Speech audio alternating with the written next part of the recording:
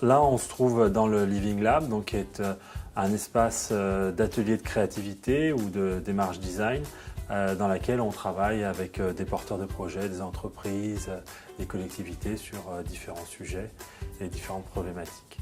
Bonjour, donc je suis Thomas Amourou.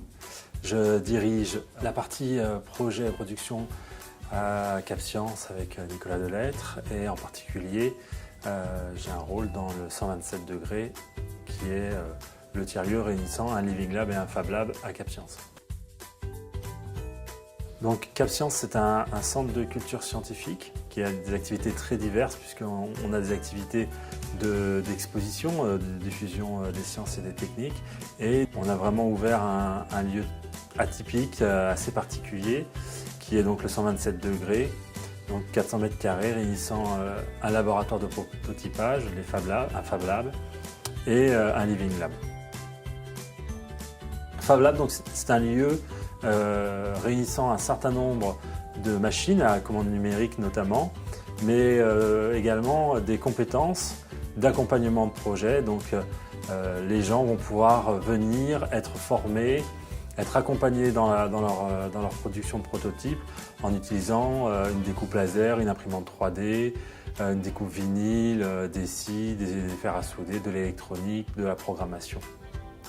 Et l'autre partie, le parti Living Lab, c'est un lieu, mais c'est surtout des méthodes qui visent à centrer la démarche projet autour de l'usager final. Et donc, ces démarches qui sont inspirées du design thinking, et qui allient donc la créativité et la méthode projet. Tout à fait. En fait, on pourrait imaginer une boucle.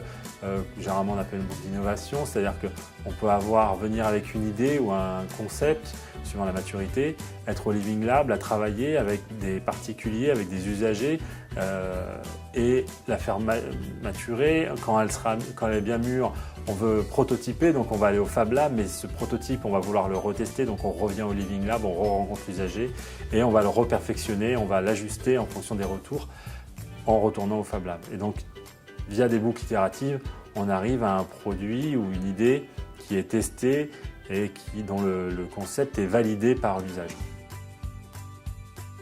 On a eu des objets, des appareils de réalité virtuelle, on a des jeunes qui ont gagné un concours de start-up sur une appli pour développer la créativité chez les enfants, alliant tablette numérique et objets tangibles.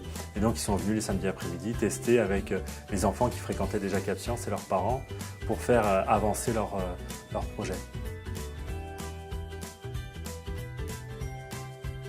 Retrouvez et suivez le C2D sur son site internet et les réseaux sociaux.